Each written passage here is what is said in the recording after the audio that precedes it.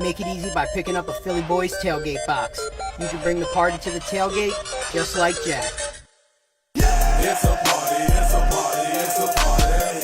It's a party, it's a party, it's a party. It's a party, it's a party, it's a party. So be like Jack and bring the party to your tailgate with the Philly Boyz tailgate box. Welcome to the BamaInsider.com podcast. It's Kyle Henderson alongside Tony Tsoukalas from Philly Boyz here in Tuscaloosa. How's it going, man? It's good to be back here, man. I'm starting to enjoy this place. Yeah, right? I mean, the last time we were here, we broke down Vanderbilt, and Alabama came out and just smashed the Commodores 59-0. And this weekend, Ole Miss comes to town, and it's going to be quite interesting to see what goes down in this game. And I was surprised that the opening line of this game is at 28 points. Yeah, 27.5, but yeah, I mean, 4 touchdowns basically. That hasn't been your typical Ole Miss game. The Ole Miss Alabama game. They've been really close. They've been wild the last 3 years. They've been real nail biters. Ole Miss has won the first 2, and Alabama won last year.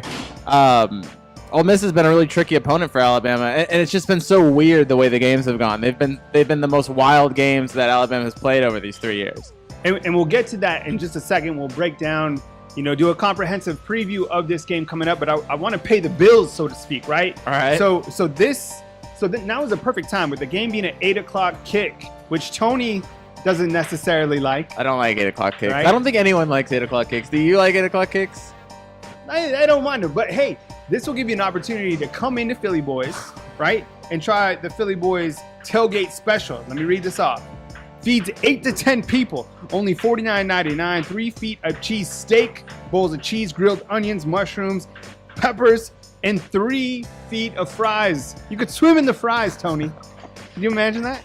Am I painting a picture for you? I think you're painting an excellent picture. All right.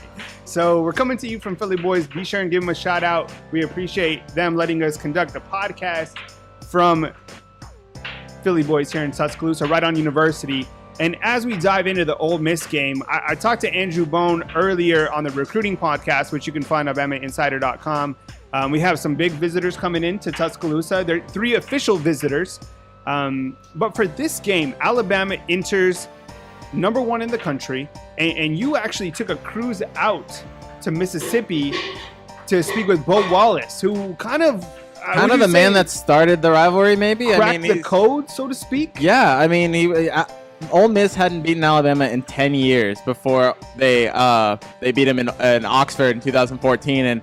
And I talked with Bo Wallace. The story will drop Friday. It's just I talked with him about what it takes to beat Alabama and what that game was like and just the mayhem that ensued after that game and just kind of what this rivalry means to both teams. We just got our cheesesteaks right here. It's pretty delicious. As you can see, the cheese is melted nicely. You got We went bold and got jalapenos on it. We're trying to turn it up a little bit today, right? Yeah. So, but as we look at this game, Tony, surprisingly enough, Ole Miss has beaten Alabama 2 out of the last 3 times. And I thought it was interesting in Wednesday's press conference that Nick Saban mentioned the fact that sometimes a sign of disrespect is someone quietly thinking they have your number. Did you hear him say that? And what is your takeaway on that? Yeah, I don't know if Ole Miss quietly thinks that they have your number. I mean, they would have almost the right to after the past three years. But I think this year's team's a little bit different. I don't think this game's going to be as close. But it was interesting to see that Saban said that. There might be – it just points to more hostility between the 2 teams. I don't think Alabama's forgotten. This is the last team that has beaten Alabama in Bryant-Denny Stadium, which is, crazy when you think about it. A couple series notes going into this game. Alabama and Ole Miss will meet for the 65th time on Saturday. The Crimson Tide lead the all-time series 48-11 in 2 and won last year's meeting 48-23 in Oxford, Mississippi. However, Ole Miss handed Alabama their most recent loss, as we talked about, in their last visit to Tuscaloosa, as the Rebels came away with a 43-37 win at Bryant-Denny Stadium on September 19th, 2015. If we rewind to last year's game, Tony, you mentioned when we talked about it that this was kind of Jalen's game where he really kind of stepped up and made a name for himself, so to speak. Can you talk about last year's game and what you're talking about when Jalen kind of rose up to help Alabama beat the Rebels? Yeah, it certainly seemed like Alabama was going to fall victim again for the third straight year to Ole Miss. They were down 24-3. Jalen had just fumbled a ball on a sack that they had returned for that Ole Miss had returned for, I think, 46 yards or 44 yards or something like that. And it looked over. I mean, it looked really bad. And then, a true freshman quarterback didn't lose his composure, stayed with it, and was able to rally Alabama back. And I really feel like that was the moment that both woke up Alabama as a team and really cemented Jalen as the quarterback, as the starter. He was a guy that he kind of displayed his identity, that he wasn't ever going to get shook, even in moments like that, when it kind of seems like, that those are the kind of moments where a freshman quarterback would kind of fall apart. But he actually stood strong, and I think that shows a lot about his character. That was the first time we got to see that. Now you talked to his father earlier in the season, and he told you that he's built for the journey that he's on. Do you think his composure that he displays every Saturday comes from being a son of a coach? I think that's probably a fair statement. I think it's also just kind of who he is as a person. I think that's one of his biggest assets. Very calm. Yeah, very calm in interviews, very calm on the field, very confident. I think just as much as his legs and his arm, his composure is one of his biggest tools. Not everyone has that. You've seen Alabama quarterbacks that don't have that have other tools that weren't able to make it because of their composure. So, that composure, that's just as big as anything else. We're going to pay the bills real quick, and we'll be right back on the BamaInsider.com podcast from Philly Boys.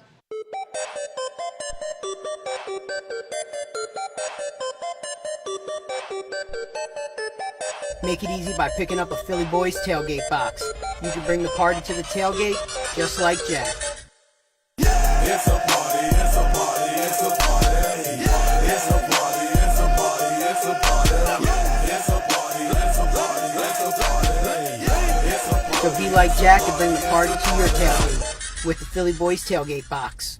Back on the BamaInsider.com podcast, coming to you from Philly Boys in Tuscaloosa, Alabama, as the number one ranked Crimson Tide prepares, thank you, for Ole Miss. And we're breaking it down. My name is Kyle Henderson, along with Tony Tsoukalas. We got drinks. We got cheesesteak. We just got equipped with fries. We got We're in it. fries. We're hooked We don't up. quite have the 3 feet of fries that come with the tailgate package. 3 feet of fries if you order the tailgate special. So This is like what? Like, I don't know. Not 3 feet. right, Not even a foot. Imagine like 10 or 20 of these. right. Right. I think so. You'd be swimming in fries. As we ended our last segment, we were talking about the composure overall of Alabama quarterback Jalen Hurts, who's a sophomore. Ole Miss has a very capable sophomore as well, leading the team in Shea Patterson, who Saban compared to Johnny Manziel in a sense that he's a playmaker, keeps plays alive. He's actually averaging 427 yards per game passing. You talk with Neil McCready of the Ole Miss rival site. What did he say about Shea Patterson? He's a good quarterback. I think you just have to get to him. You have to rattle him. The thing I wanted to point back to what Saban said about Johnny Manziel was you've seen Shea make those kind of crazy plays, the kind of plays that you saw Tua Tagovailoa make, the plays in the pocket where everything looks dead and he comes out with a play. And honestly, I think that's what he's going to have to do against Alabama. He's going to have to make some of those plays where it looks like Alabama has him closed down, and he comes out of it and he makes the miracle play. Alabama didn't get any sacks on Schumer last week against Vanderbilt, but they did get a lot of pressure and they were in his face and they made him make plays. Shea Patterson is the kind of person that even when you get that pressure, he can still make those plays. So it'd be interesting to see if Alabama is able to apply that pressure and to get him down on the ground as well. Now, you bring up an interesting point because 2 weeks ago against Colorado State, Alabama didn't record a sack. Last week against Vanderbilt, they didn't record a sack, but they did get quarterback pressure. And I wanted to ask you your thoughts on how big it was for Alabama's defense to get Rashaan Evans along with Anthony Jennings back, because those guys, especially Rashawn, he was applying pressure to Kyle Schumer, as you said. But how big overall were those guys for Alabama's defense coming back? I think they were huge. I think that that was the biggest difference in the defense was the ability to establish that pass rush, to get pressure, to disrupt plays, to maybe hit the quarterback. Even if you don't sack him, you knock him around. You get him, you get him uncomfortable. And I think that those two players were big. Dylan Moses is another person you can plug in. He's another person that came back. And Alabama should be at full strength. Yeah, the last 2 days in practice, we haven't seen Jamie Mosley. But Nick Saban said that he was just sick and it's not an injury. I think he expects him to be back today for practice. So I expect Alabama to be at full strength, and they'll be able to get after the quarterback in this game. Excuse me, I'm wiping my mouth here. We're here at Philly Boyz in Tuscaloosa, Alabama. Any other injuries of note going into this game? No, Alabama's pretty free of injury right now. Other than Jamie Mosley's sickness, there's really nothing to report. Those three linebackers we talked about, Rashaan Evans, Anthony Jennings, and Dylan Moses, they're all coming back off injuries, but they looked fine. They've looked fine in practice. Josh Jacobs continues to look better coming off that hamstring injury. He's played in the last 2 games, so really that's not even an injury that we really even need to talk about anymore. But I think you're going to start seeing him get more and more playing time. One thing I found interesting in terms of Jacobs is the fact that Dylan Moses switched his number to 18. Dylan Moses plays a lot of special teams, and he was wearing number 8, which is Jacobs' number. Now they'll both be able to play special teams at the same time. If Jacobs is going to be playing a lot of special teams, it probably means he's more and more healthy. They're going to get him more reps in different parts of the field. So I think that's a good sign for him. Quickly wanted to read off a special they have going on here at Philly Boyz. And now is a perfect time with an 8 o'clock kick. It'll give you all day to tailgate. You can come in here to Philly Boyz, located right off University, really close to Bryant-Denny Stadium. And this is the deal they got going. It's the Philly Boyz tailgate special. Feeds 8 to 10 people, $49.99, 3 feet of cheese steak, bowls of cheese, grilled onions, mushrooms, peppers, and 3 feet of fries. So come on in. You can order the day of, and you can get your tailgate special. Take it out with your friends. I know that my family, we're actually going to do this special this Saturday. Nice. So Cool. I'll be sure and provide a review on kind of how the process went. But if you want to come out, I know there's plenty of food options here in Tuscaloosa, but give these guys an opportunity. They're new like us, so it's important to support those local guys trying to make a name for themselves, right? Yeah.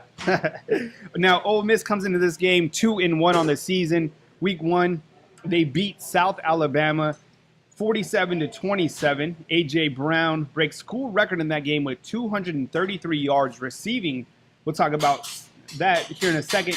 UT Martin in week 2, Ole Miss defeated them 45-23. Shea Patterson breaks the school record, 489 yards passing. And then 2 weeks ago against Cal on ESPN, they lost 27-16. I actually watched that game. That game was on at like midnight. This game will be similar to this game. Yeah. Bring a sleeping bag. I know we are for the media, right? Right. I mean, we're going to be in there late. Now, Ole Miss has some of the most talented wide receivers coming in. Saban talked about that on Monday. He said that Ole Miss wide receivers probably going to be some of the best that Alabama's defense has faced all year. The secondary, they've been doing their thing, but overall, I mean, have they really been tested? Well, I think they have. I think Colorado State came in here and gave them a good game. So they've seen some good quarterbacks. They saw an efficient quarterback last week in Kyle Schumer. He didn't do well, but he came in as one of the most efficient quarterbacks in the nation. So they've seen some that they probably haven't seen. And then they saw Francois against Florida State in the opening week. So I think they've been adequately tested. I don't think they've seen anything like they're going to see from Patterson. But Ole Miss is such a weird team. They don't run the ball that much, so it's really strictly passing almost. So if you can stop the passing, it'll get ugly because they'll be off the field really quickly. So it's really going to come down to Ole Miss is going to have success over Alabama's secondary. Elsewise, things could get ugly really fast. Now, a couple interesting stats going into this weekend's game. Alabama is scoring 41 points per game after last week's 59-0 victory over Vanderbilt. Last week, Alabama actually had 38 total first downs compared to Vanderbilt's 3, correct? Right. Rushing yardage for Alabama, This season, they are averaging 303 yards per game. And I want to talk about that stat. What have you seen from Alabama's running game? Now, it's looked potent for the most part, and some of those early games were because Jalen did his thing. But last week, I felt that we got a really good dose of what to expect moving forward. It seemed like Damian Harris and Bo Scarborough, they just really gave those guys an opportunity to find a rhythm, and it turned out extremely well for Alabama. Everyone ran the ball well for Alabama last week. It was kind of embarrassing for Vanderbilt. But I think you've been seeing Bo and Damian both really stepping up their game each game, which is encouraging from an Alabama standpoint. I think they've both been running really hard. They've been finding the hole. Damian's been finishing runs. He has, I think that was a big joke about him last year, getting caught from behind, but he's been able to finish runs. He's got, I think, 7 touchdowns now, 6 or 7 touchdowns. He's a bad man. He's quietly, is he Alabama's best chance right now for a Heisman? I mean, no one's talking about him, but if you were going to nominate one Heisman contender from this year's team, would it be Damian Harris? You know what? I think that's a great question, and I think one of the things that I really like about his game is, you've talked about this early on, he's complete. He can be a receiver out of the backfield. He runs hard. He has that big playability. He even blocked a punt this year, right? Yeah, I mean, he can do everything. He can also block out of the backfield too. So he can do a lot of things. He's the complete back, and until this season, he hasn't really put together the eye-popping stats, the sexy, as we like to call it, stats. But this year, he's starting to do that, and I think people are starting to realize how good of a back he is. Now, on the season for Alabama, Jalen Hurts actually leads the team in rushing with a net total of 360 yards. Damian Harris next in line with 309 yards. Now, both of those guys over 8 yards per carry, if you can believe that. Bo Scarborough with 221 yards on the year, followed by true freshman Najee Harris, who has 156 yards. The overall play of the offensive line last week was phenomenal. We talked about that. Everybody talked about it. Have you been impressed with the group as a whole this season? Yeah, I mean, they've improved. I think what's really impressive, is how they were able to answer the call. I think a lot of people were questioning them heading into this week. Heading into last week, I mean. And they got tired of hearing it. We talked to Ross Pierschbacher after the game, and he basically said, he was tired of hearing how the offensive line couldn't get a push or couldn't block in the passing game. And they answered both those questions last week. Really complete performance. And that was the reason why Alabama was able to put up 667 yards and 59 second most points. Ever at Alabama. Right, it's crazy. So. And Ross Pierschbacher, as you mentioned, he was the SEC lineman, right? SEC lineman of the week, and then Damian Harris was the SEC offensive player of the week. So, yeah. Alabama's defense provided a shutout last week, played great on all fronts. We mentioned that they haven't been able to get to the quarterback, but overall, the defense has came to play, for the first quarter of the season, and I'm looking at some stats right here. I think it's on this side. Leading the team in tackles, Sean Hamilton, who has 20 tackles. Ronnie Harrison, 20 tackles. Ronnie Harrison's been impressive this season. Ronnie Harrison has NFL written all over. Yeah, he has really stepped up this season. I think he has 2 picks as well. He's been somebody on the defense that has really stood out for me in terms of stepping up this season. What about the play of Sean Hamilton? He's been consistent, and he's been a Very guy consistent. That's had to deal with a bunch of injuries around him, and he's had to be dependable while new people come in. He's a guy that, was already going to be one of the older veterans with new people coming in around him, and those new people got hurt, so more new people. He's had to kind of really step up as a leader this season. What about a Tuscaloosa local product in Keith Holcomb? Steady, yeah. He's just been so steady, and really stepped up during a time where Alabama needed him. And now he's starting to see a lot of more. I think he's starting to see a lot more reps than probably you would have thought coming into the season. I think he's becoming a big part of this defense. 2 guys who headline the defense, but we haven't really talked about them in the stat box. But I feel that the play of Daron Payne and Minkah Fitzpatrick has been right where it needs to be. Those guys come every single game. Well, Nick Saban talked about Minkah Fitzpatrick and his importance in this game. Ole Miss might be lining up 4 or 5 receivers at times, and so it's really important to have a guy like Minkah where you can play anywhere in the secondary, and that's the kind of versatility he offers. So in this game against Ole Miss, he's especially important. And then Deron Payne, you can't say enough about his ability to kind of plug holes and really, stop running lanes. And a lot of his stuff is not stat-based, but it's really important to dominating the defensive line. So I don't think he's ever really going to have some of the stats that, other defensive linemen have, but that doesn't mean that his role is any less important. He's one of the most important parts of this team. If we could talk about a couple true freshmen who have, got some opportunity to play early on in the season, we can start with Tua Tagovailoa, who last week was 8 for 10 passing for 103 yards, 2 touchdowns, including a play that everybody can't stop talking about. What is your early assessment on the true freshman from Hawaii? He can sling it. I don't think that's anything that people didn't see coming. I think, you saw this spring that he could throw the ball. He certainly looked composed last game, especially in that play that you talked about where he dodged 2 defenders. It was very, like we said earlier, very Johnny Manziel-like. Was able to dodge 2 defenders and then sling I think a 27-yard bomb to Devontae Smith. Yeah, another true freshman. Wide open in the end zone.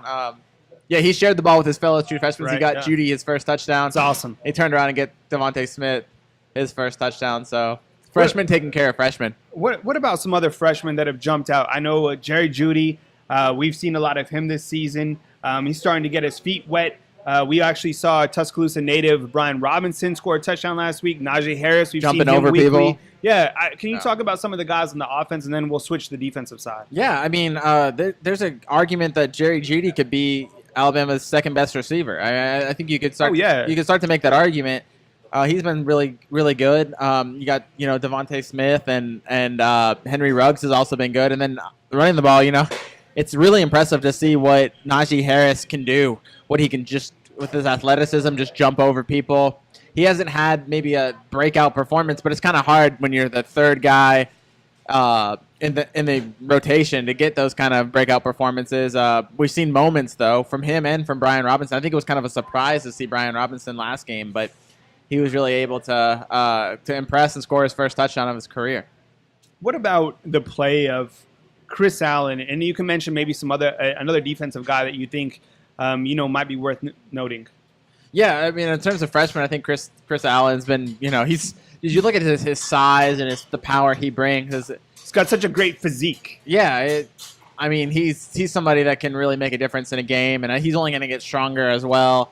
As far as newcomers go, Isaiah Buggs has been solid. I know he's not a freshman. I'm not a freshman at all, but I'm really impressed with the performance of Levi Wallace.